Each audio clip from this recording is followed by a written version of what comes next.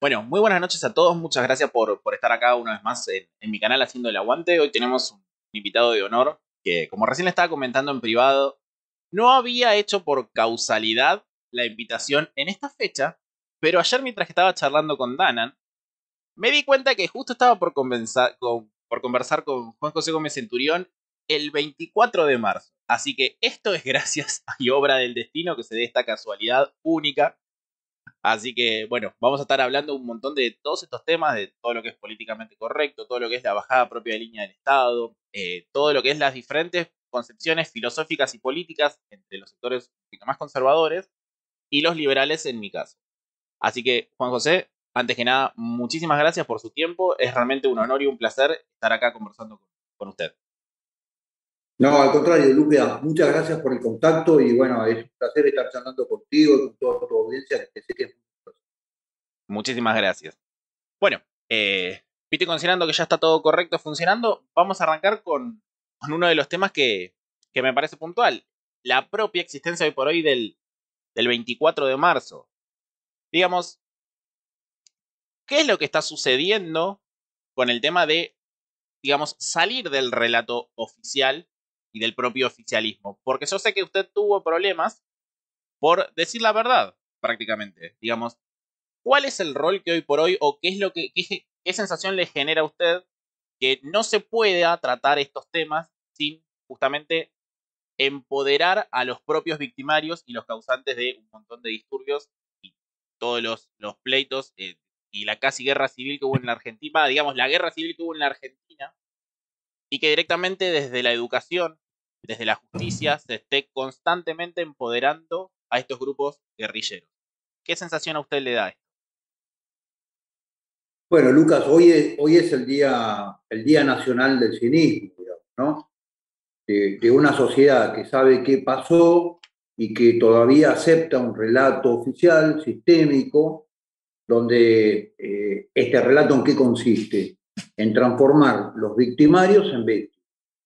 La Argentina sufrió un proceso de guerra revolucionaria, por él de 10 años, del 71, y tomamos como punto de inicio el secuestro y asesinato del general Aramburu hasta el año 81, un poquito después de la contraofensiva montonera, donde prácticamente se acaba, 10 años en un proceso de guerra civil larvada, oculta, con más de 25.000 atentados hacia la sociedad civil en términos de muertos, de heridos civiles, empresarios, militares, policías, gente de todos los ámbitos argentinos, de todos los ámbitos, atacados por una estrategia continental cubana y un Estado que reacciona al principio bien, desde el 71 al 73, con la Cámara Federal contra el Crimen, donde imputa y sentencia a casi 300 subversivos, que después el gobierno del 25 de mayo del 73, del doctor Cámpora, da una amnistía general con el apoyo de todo el Congreso y se inhibe la posibilidad de desarrollar ese conflicto a través de la justicia. Viene un periodo de caos y de anarquía entre el 73 y el 76 y la sociedad impulsa en el 76 un golpe de Estado que termina el proceso de guerra civil, como terminan las guerras civiles, digamos, con muchos procedimientos que son cuestionables, pero que ocurren en toda guerra. La guerra no es un fenómeno social querible, sino es un fenómeno social, además las guerras civiles, fundamentalmente un fenómeno social cruento, y que termina con 6.000 y pico de muertos, de acuerdo, muertos que no aparecieron en el cadáver, con el cual se le dio el título político de desaparecidos, y ahí empieza el relato. Esto tiene varios procesos, pero en el año 2003, cuando asume Kirchner de la mano de Berbisky, subversivo confeso y autodeclarado, autopercibido además, generan el modelo del relato que hoy se impone, con más de 2.000 y pico de detenidos de aquellas fuerzas que integraron el modelo de la guerra civil, digamos, que terminaron con el proceso subversivo en la Argentina, más de 350 integrantes de las Fuerzas Armadas y Fuerzas de Seguridad muertos en cautiverio sin proceso, sin proceso jurídico. 350 muertos que murieron en prisión preventiva, esperando a tener un juicio, Y este relato que lo sostienen todos los gobiernos el día 24 de marzo, haciendo una especie de día de la letanía, que al final es un fin de semana, feriado más para los argentinos. Hoy bastaba ver la Panamericana, lo que era tratar de salir o entrar a Buenos Aires. Y esto es una vergüenza para los argentinos, porque este proceso tiene que terminar, como todo proceso de guerra civil, con el reconocimiento del espanto de lo que es una guerra civil, la verdad histórica puesta sobre la mesa y un monumento a todos los caídos durante los 10 años de la guerra civil y la Argentina mirar para adelante.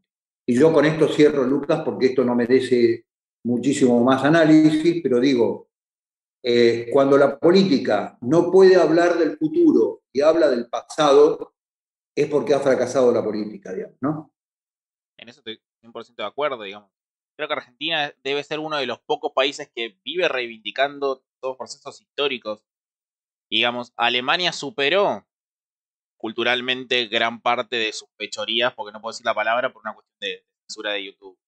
Italia dejó atrás todas sus fechorías culturalmente. Argentina como que tiene una herida constante que no quiere cerrar o no la quieren hacer cerrar, que es muy distinto justamente por el propio aparato propagandístico del Estado. Para meternos Bueno, en acá temas... Sí, hay un sistema político que está sustentado en el relato, con la complicidad de los medios de comunicación, que son el gran agente, el vocero del modelo oficial, con un discurso único, con una bajada de línea, eh, que le ha servido a mucha gente en términos políticos y a otra gente en términos económicos. Nosotros estamos pidiendo que se expliquen a quién se le pagaron los más de 2.000 millones de dólares en indemnizaciones, de los cuales más del 50% están colocados en DNI, que son NNN XXX, digamos, ¿no? Y hay una ley del año 2017 en donde la Secretaría de Derechos Humanos debe publicar los nombres de a quienes se les pagó la indemnización por desaparecidos o víctimas del terrorismo de Estado o todos los modelos que ha habido en los últimos 30 años y la lista no aparece. Y detrás de eso hay un negocio enorme de cuevas que han liquidado los bonos. En fin, acá hay negocio político y negocio financiero. Lo que decimos que la Argentina lo que requiere para el futuro es una verdad histórica, por una ciento. verdad historiográfica, digamos, que además está absolutamente probada y es absolutamente comprobable. Mientras Victoria Donda sostiene que hay 30.000 desaparecidos, Cristina Kirchner firmó un decreto en donde los cerró en 6.700 y algo, digamos. Por lo cual, la historiografía es clara y la historia es clara y hay que cerrar este proceso y hay que pensar en la Argentina del futuro. Pero nosotros nos negamos sistemáticamente a que se instale el relato y decimos, creemos que la Argentina se construye con verdades, no con mentiras.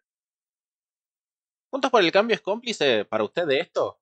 Porque, digamos, recuerda las ¿Qué declaraciones de Vidal, si Juntos por el Cambio también es cómplice de mantener para usted el relato. Sí, obviamente, claro, obviamente. A ver, durante el gobierno de Cambiemos, María Eugenia Vidal en la provincia de Buenos Aires hizo sacar una ley donde está prohibido decir que no fueron 30.000 los desaparecidos.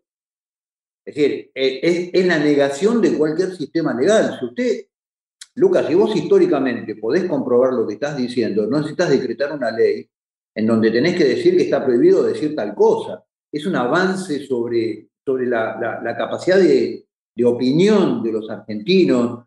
Es una bajada de línea ideológica tan clara como la línea de los K. Por eso nosotros decimos, digamos, que hay temas que son políticas de Estado, ¿no? Que lo ha seguido todo el sistema político, por eso es que nosotros confrontamos el sistema político y lo ha seguido todo el modelo político.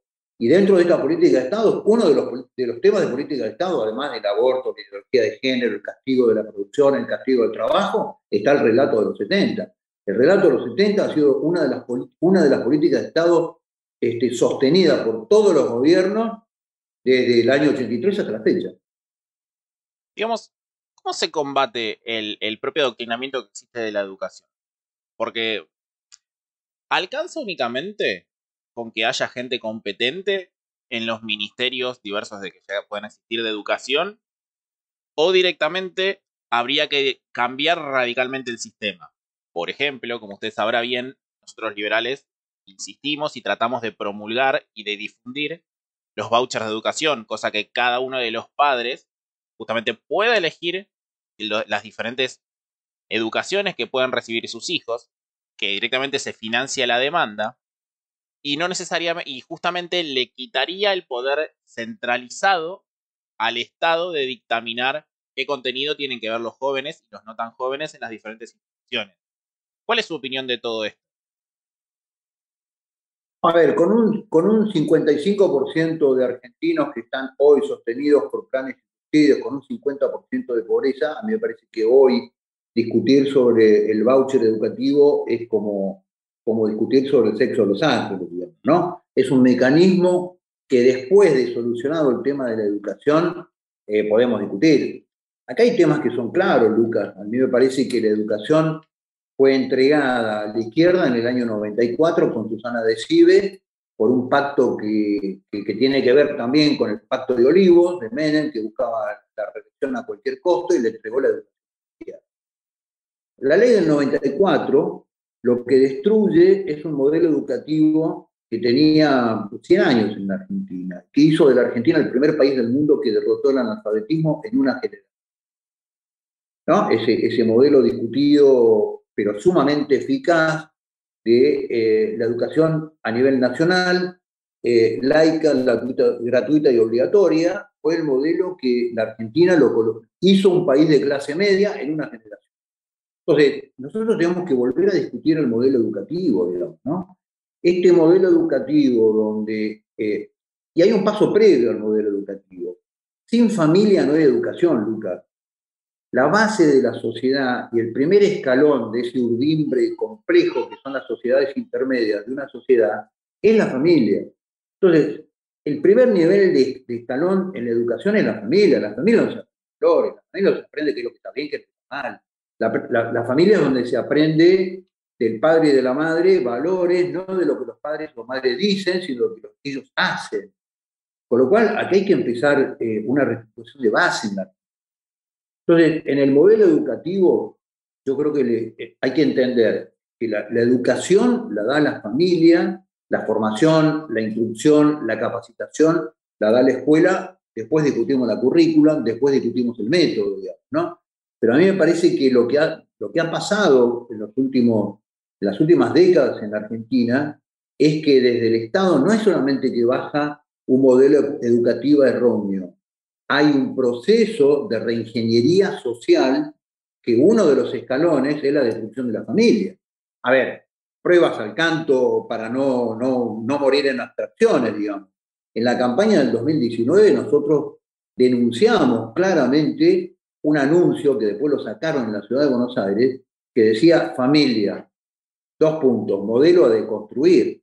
Entonces, este modelo constructivista que baja de la cultura progre izquierdosa en todos los ámbitos del Estado empieza por el primer escalón educativo, que es la familia.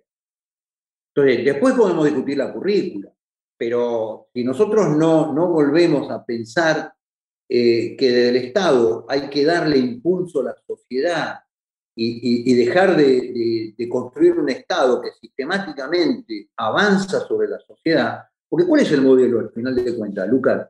El modelo es un hombre solo, un individuo aislado, sin ninguna sociedad intermedia que medie entre un individuo pobre, solo, bancado por el Estado y un Estado todopoderoso, capturador de renta, avasallador de la sociedad, incursionador. A ver, yo vivo en San Isidro, municipio de San Isidro. Vos vas a cualquier sociedad intermedia de San Isidro, léase, por ejemplo, un centro de jubilados y está bancado por el municipio. Con lo cual, en el centro de jubilados hay temas de los cuales no se pueden hablar. Hay fechas que les bajan línea, todo el Estado ha avanzado de tal modo sobre la sociedad que la sociedad hoy no tiene capacidad de interpretación. Hay sociedades intermedias de toda la trama social que están cooptadas por el Estado, digamos. Con lo cual, tienen conducido su lenguaje, tienen conducido su discurso, tienen conducido de qué pueden opinar, de qué no pueden opinar. El 80% de los centros veteranos de guerra de la Argentina, que son amigos míos, que son camaradas míos, son hermanos de la guerra, te dicen, no, mira, yo en política no opino distinto que el intendente, pero también no el intendente. Entonces, esta incursión del Estado sobre la sociedad, lo que ha hecho es, ha destruido todo el modelo educativo, ha transformado la educación en una bajada de línea ideológica y no realmente en una capacidad de generar conocimientos, de generar cultura, de generar valores, donde las personas puedan elegir, que es la base del sistema republicano. La base del sistema republicano son ciudadanos libres, que tienen la capacidad de elegir lo que ellos les da la gana. Así, sin ciudadanos libres no hay república. Lo que hay puede haber es un mecanismo democrático de elección de autoridades, pero no hay el mecanismo de la república, que son seres libres que pueden realmente opinar y decir lo que se les da la gana. Yo he tenido jueces en estos temas de los 30.000 desaparecidos que me preguntaron, ¿y usted qué opina de lo que pasó en los 70? Y yo la contestación fue, ¿y a usted qué le importa lo que yo opino? ¿Desde cuándo un ciudadano libre es interpelado por un juez por una opinión que tiene, digamos? Dígame qué delito cometí. Entonces digo, hay una situación de un Estado de la mano de un sistema político que ha avanzado sobre la sociedad.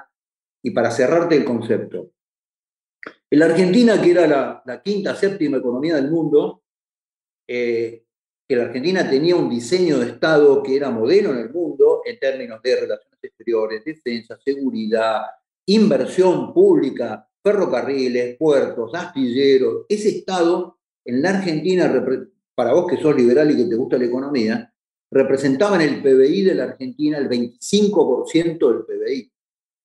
El 75% del PBI eran nuestros abuelos, que tenían el dinero en el bolsillo y tomaban las decisiones económicas. El 75% de las decisiones económicas de la Argentina la tomaban nuestros abuelos, que compraban un campo, hacían una casa, compraban un tractor. Bueno, al día de hoy el Estado es el 58% del PBI.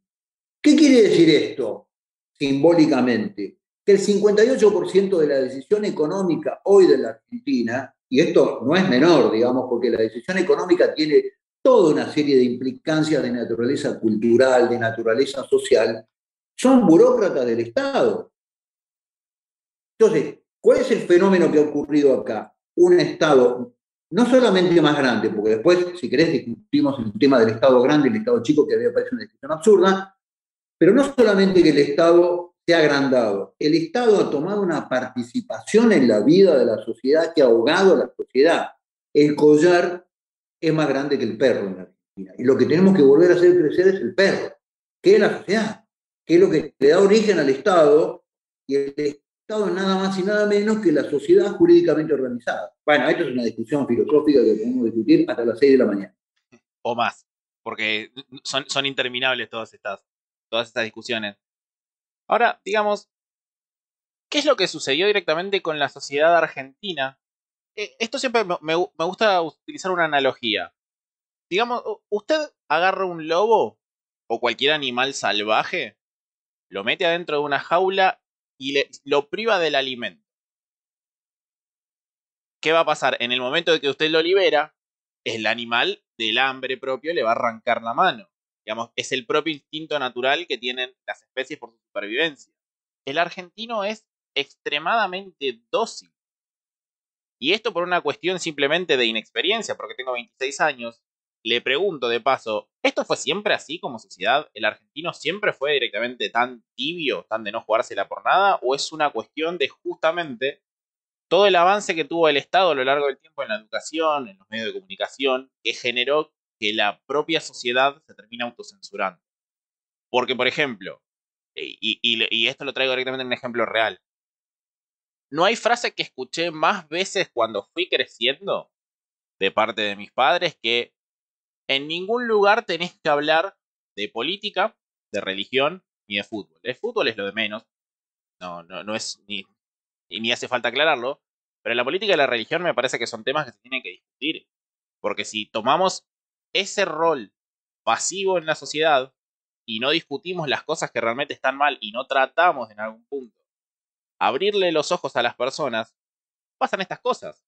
¿La sociedad fue siempre así en lo que usted vivió o es actual? Yo te doy mi opinión, Lucas. Lo que creo que este modelo al no hacer el socialismo del siglo XXI, a diferencia del siglo XX, del siglo XIX, que era un socialismo violento, que iba por los medios de producción, que era incautador, que era ejecutador, que era asesino, digamos, que ha producido miles de millones de muertos en el mundo. Este modelo del socialismo del siglo XXI, que es global además, que es una postura global, es anestesiante.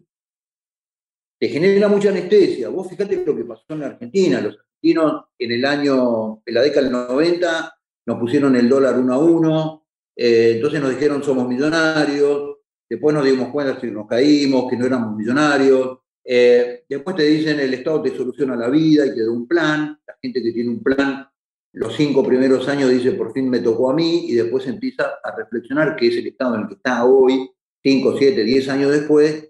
Es muy lindo, pero yo de este modelo no salgo nunca. Entonces, este modelo es muy anestesiante porque además tiene medios de comunicación masivos que le taladran la cabeza. En la Argentina hay 8 programas de 24 horas de noticias. Eso no existe en ningún lugar del mundo. En Brasil no existe. Que 7 veces más grande que Argentina no existe. ¿Por qué, Lucas? ¿Quién banca un sistema de irradiación permanente de lavado de cerebros 24 horas por día? Yo te pregunto, digamos. Lo peor es que no, Entonces, el me modelo encanta que la gente caiga en es, la falsa dicotomía. es anestesiante, el sistema político es anestesiante porque te dice, mira, esto es Boca River y no hay otra cosa que Boca River y elegí por el menos peor y además te lo dicen los políticos, yo de lo peor soy lo mejor, con lo cual este modelo lo que ha hecho los últimos 30 años es anestesiar a la sociedad argentina. Por eso nosotros creemos que un gran proceso que tiene que hacer una fuerza política hoy en la Argentina es generar un estado de conciencia de los argentinos. ¿En dónde estamos? ¿Hacia dónde vamos? ¿Y cuáles son las soluciones posibles en una Argentina que es absolutamente posible? Porque además el sistema político, ¿qué te dice? Mira, nosotros somos así y la Argentina no es viable y hay que bancarse la que venga. Entonces ya hemos llegado al 50% de pobreza. O sea, el indicador de la fiebre, el termómetro está reventando. Entonces los argentinos tenemos que despertar. Pero no siempre ha sido así. Argentina ha sido una sociedad que a lo largo de su historia ha sido capaz en una generación de transformar una pampa indómita en la quinta generación, en la quinta economía del mundo. Y nosotros, en el ADN del argentino, está una capacidad de generación de proyectos nuevos que pocos países del mundo no han tenido. Pero nosotros tenemos que despertar eso. Eso está ahí en cada argentino. Si nosotros lo soplamos esa brasa va a arder, olvídate. Sí, sobre todo con tanto malestar contenido. Ahora, respecto a lo que usted estaba hablando de la prensa recién, me encanta cómo es tan sencillo a la gente y simplemente con entrar a Google y ver diario que más pauta oficial recibió, se da cuenta que Clarín está al lado de ellos y simplemente juega la falsa pelea. Es prácticamente lo mismo. Porque cuando no dudaron ningún medio de comunicación en actuar como si fuera un brazo más de un estado fascistoide, en escrachar a la gente que salía a querer ganarse el mango. Entonces, todos los medios de comunicación son culpables de todo esto. Ninguno Ah, tendría que tener la conciencia tranquila ni dormir tranquilos, porque son tan ¿ves, culpables como Lucas? todos. Hace 8 años en la Argentina, ¿quién es el primer pautador en todos los medios de comunicación? En una ¿Cuál? economía de vida, el Estado. Todos los Claro. medios de comunicación viven de la pauta oficial. Y si vos analizás detenidamente los medios de comunicación hoy, por ejemplo, C5N, que es un medio que vos tendrías que decir, históricamente es kirchnerista, nacido con Cristóbal López, con el negocio turbio de toda la cadena de radios y de medios comprados por Cristóbal López, hoy al gobierno le pega más C5N que Clarín. Sí, Porque sí, Alberto exactamente. Fernández históricamente tuvo un buen vínculo con Clarín. Entonces, en la interna del gobierno, C5N juega para Cristina y le pega al presidente, y TN o todos los medios del grupo Clarín, de alguna manera sostienen a Alberto. Entonces, esta es la lógica del poder. Ahora, es un poder que no tiene nada que ver con la agenda de los ciudadanos. Es un poder donde hay un grupúsculo de gente que pauta un sistema de poder y le da para adelante, ¿no? Y claro, sí, sin la menor duda. Para entrar directamente en un terreno un poco más filosófico, eh, creo que la eterna disputa o digamos, donde hay mayor asperezas entre los diferentes grupos centro-derecha, o por lo menos entre los liberales y conservadores, es ¿qué tenemos que atacar primero? Si el progresismo o el propio estatismo.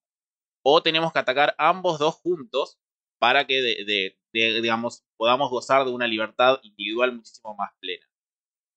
Particularmente yo, mi análisis, que quizás es erróneo y que justamente es lo que quiero abrir discusión, yo hoy mi lucha es contra el estatismo, justamente porque hay un Estado claramente sobredimensionado y salvo que alguien sea muy aplaudidor del poder oficial, nadie lo querría bancar, sobre todo la gente que tiene que trabajar en el sector privado y que es una mochila gigante que tiene en la espalda.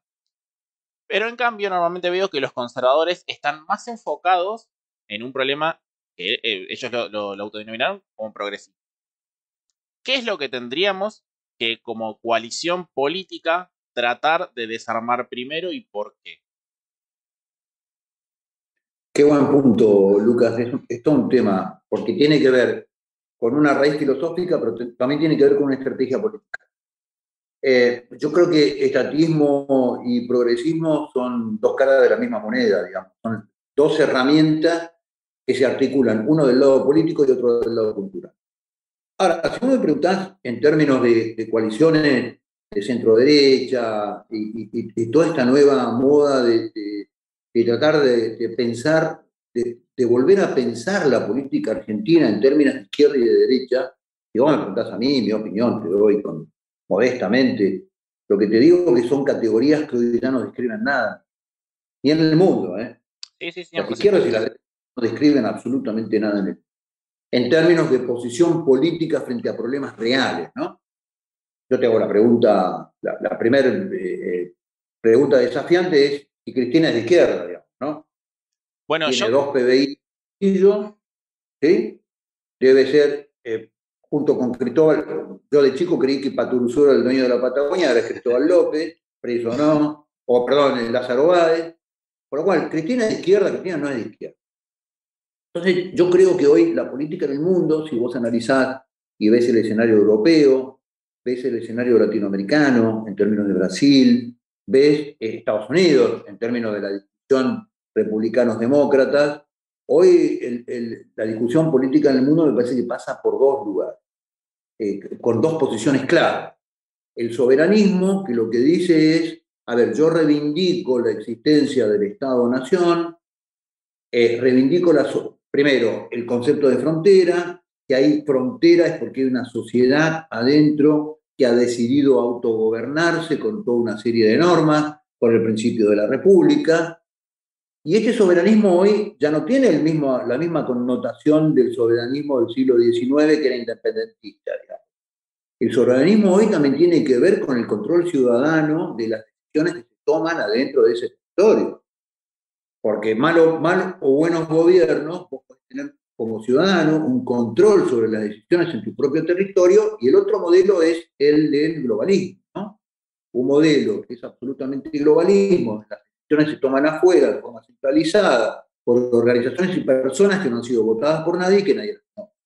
Entonces, me parece que hoy tenemos más que discutir en términos de soberanismo, globalismo, que en términos de izquierda o derecha, ¿no? Adentro de ese modelo soberanista, a mí me parece que lo que hay que, primero, hay que colocar es el principio de la República, el equilibrio de poderes. Nosotros, ¿qué es lo que decimos desde no? Es un viejo principio, es toda la sociedad que se pueda, porque entendemos que la sociedad es el gran actor del destino de una nación y todo el Estado que sea necesario, digamos. La relación sociedad y Estado es de carácter prudencial, en toma de decisiones que son específicas para cada problema. Donde el Estado, hay un principio básico en la intervención del Estado que es la subsidiariedad. El Estado no debe hacer lo que la sociedad puede hacer. Y donde la sociedad no lo puede hacer, debe intervenir, y una vez que la sociedad se organiza para poder hacerlo, replegarse. Pero no este modelo que vos organizás un consorcio de caminos público-privado y el Estado se queda eternamente adentro de la mesa, ¿para qué? Para manejar un sistema de poder. En un consorcio de caminos rurales, el Estado debe ponerse, organizarlo, dar los fondos, después retirarse y recaudar los fondos que puso y dedicarse a cosas. Y la sociedad debe quedar administrando una cosa que es de convivencia social. Entonces, me parece que nosotros todavía estamos con discusiones del siglo XIX, si más Estado o menos Estado. A ver, el Estado, de alguna manera, la nación hoy en día, si vos tomás los Estados Unidos, lo que ha demostrado los Estados Unidos es que el funcionamiento libre del mercado de lo que requiere es un Estado bien. A ver, Wall Street es el lugar del mundo con mayor capacidad del mundo en términos de especulación financiera. ¿Quién controla Wall Street? El FBI, que es uno de los organismos policiales más impolutos y técnicamente más calificados del mundo. ¿Por qué? Porque cualquier modelo en Wall Street, cualquier tema que tenga que ver con la no libre competencia es un delito federal y lo atiende el FBI. Entonces, para que el Estado, para que el mercado funcione en uno de sus modelos más especulativos de todo el planeta, lo que requiere es un Estado eficiente que lo controle. Entonces, lo que digo, nosotros todavía estamos en la discusión del tamaño del Estado, lo cual es un disparate. Estados Unidos tiene el Estado más grande y más caro del planeta. ¿Por qué? Porque tiene una sociedad lo suficientemente potente que lo puede sostener, que lo puede bancar y que lo puede ganar.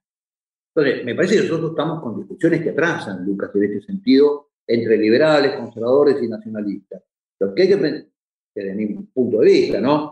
Lo que tenemos que pensar es un proyecto de nación y cómo se articula para adentro, cómo se inserta Argentina realmente en el mundo en términos de volver o de ir a un modelo de, de, de, de, en un mundo que hoy es multipolar, que nos da la oportunidad de tomar socios en el mundo que antes no hubiéramos tenido la oportunidad de tomar y de acuerdo a esa inserción organizamos para adentro. ¿No? Respecto a lo que usted estaba hablando de que la discusión del tamaño del Estado es algo que ya directamente quedó en el tiempo, estoy 100% de acuerdo. Digamos, hoy el mundo está discutiendo la existencia y la no volatilidad de las criptomonedas. Digamos, nuestra discusión quedó prácticamente prehistórica. Ahora, como le había dicho, permítame jugar un poquito al abogado del diablo y ser un poquito más específico con estos temas. ¿Cuál sería el rol específico que, digamos, al menos desde el frente nos le darían al Estado? Porque yo, respecto a lo que es el tema de la soberanía, yo tengo otra premisa diferente a la que tienen ustedes, que es, si el Estado no gasta de más, salvo los gastos esenciales, que también es una discusión puertas adentro, porque, como usted bien sabrá, adentro del liberalismo existen diferentes ramas, así como de la derecha conservadora, tiene una derecha más nacionalista, entonces hay diferentes variables y perspectivas, inclusive dentro del mismo movimiento, e insisto, qué bueno que siempre es así, porque de la pluralidad de voces es donde se puede evolucionar filosófica y políticamente. Si el Estado justamente no gastara más y no sería un desfolteador serial como lamentablemente estamos acostumbrados los argentinos como sociedad, ¿no considera que eso podría traer mayor posibilidad de soberanía económica, de poder tomar las decisiones justamente puertas adentro, para que así de todo... A ver, el punto de que el Estado no defoltee es que, como habrá visto hoy a la tarde, Cristina salió a decir no vamos a pagar la deuda porque no hay plata. La consecuencia de eso es tener que entregar una parte de la soberanía, una parte del territorio al primero que venga a traer divisas. Entonces, estamos constantemente vulnerables a las decisiones y a los deseos de plutócratas que siempre fueron negociando y haciendo negocios turbios con el Estado. Entonces, si se mantendría un Estado chiquitito, que las funciones las discutimos o no, no sé si hace falta porque es una discusión más meramente conceptual, no garantizaría muchísima más soberanía ante las decisiones porque justamente tenemos una austeridad fiscal que no nos obliga a tener que salir a buscar divisas.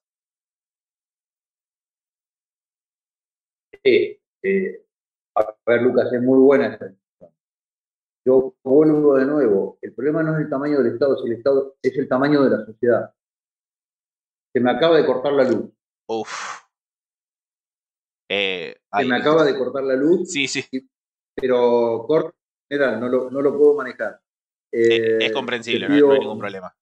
mil disculpas, me voy a quedar sin internet en 2 minutos, te aviso.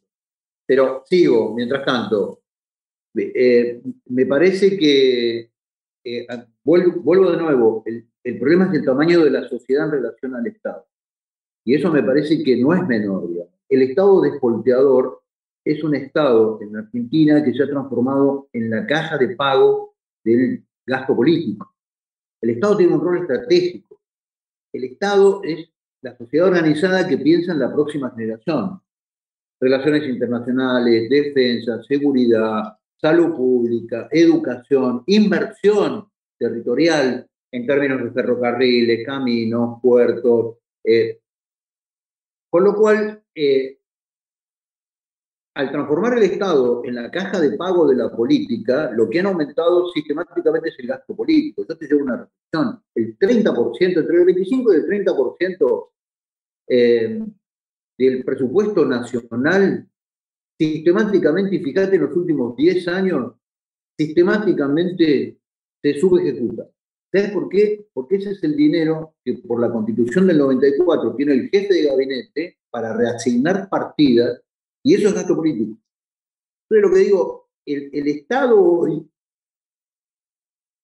Ay, creo que justo se le acaba de cortar el internet. Ah, no. Autofinanciamiento sin recurrir a todos los bancos de atletas porque tienen una deuda fiscal que le pone el precio dinero en la Argentina. 48 con el celular alumbrándome. Ah, no sé si se me escucha.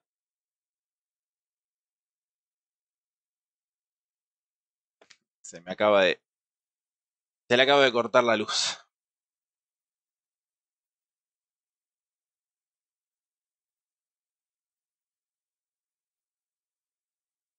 Bueno, lamentablemente, viste, considerando los imprevistos no planeados con el invitado, no se puede terminar de finalizar la conversación. Es una pena porque la verdad que está muy entretenida. Y la verdad es que tenía un montón de puntos de vista y de diferentes perspectivas con la cual plantear y debatir con Juan José, pero a menos que tengamos la suerte de que le vuelva la luz en los siguientes segundos, que no se le salga el zoom, no, bueno, se le acaba de cortar directamente el zoom. Y ahora me están viendo a mí la cara en pantalla completa.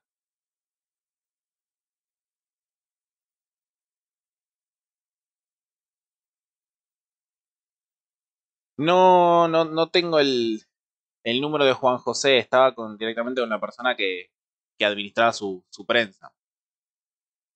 Seguramente lo coordine para terminarlo en otra ocasión, a menos bueno, que me puedan avisar de que voy a sacar esta mierda. Ahí está. A menos que me puedan avisar directamente la gente de prensa que volvió la luz, pero bueno, los imprevistos así no se pueden manejar, lamentablemente. Es una lástima porque realmente disfruto un montón los intercambios con los conservadores. Creo que como coalición de nueva centro-derecha que está surgiendo y que está tratando de hacerle frente al kirchnerismo, siempre hace falta que se puedan limar las asperezas lo más posible. Ese es el claro objetivo que tengo como comunicador y bueno, como dueño de este canal.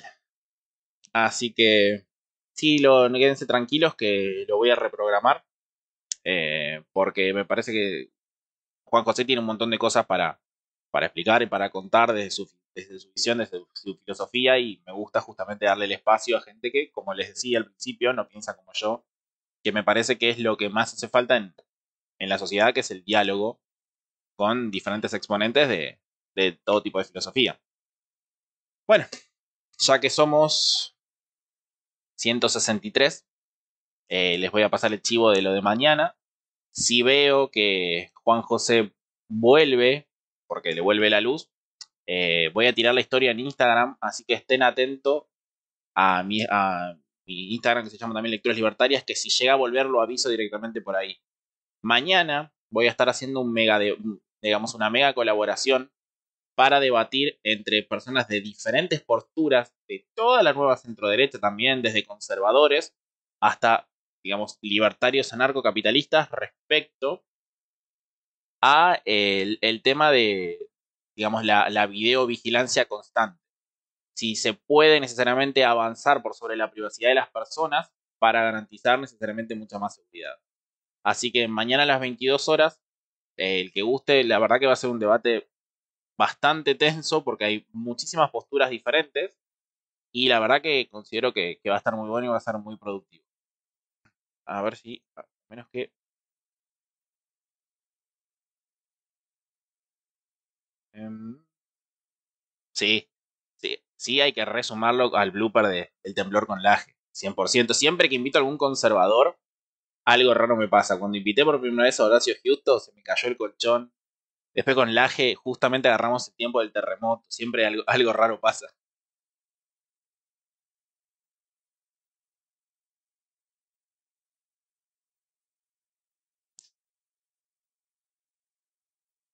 Mm. Bueno, viste, considerando los pequeños incidentes, doy por terminada la transmisión del día de hoy. Me gustaría de verdad que los espero mañana porque creo que es un tema muy amplio y va a tener miles de conclusiones y variables que quizás ni siquiera podamos cerrar. Así que bueno, les agradezco gente como siempre por el enorme apoyo que me dan al ayudarme a hacer crecer este espacio.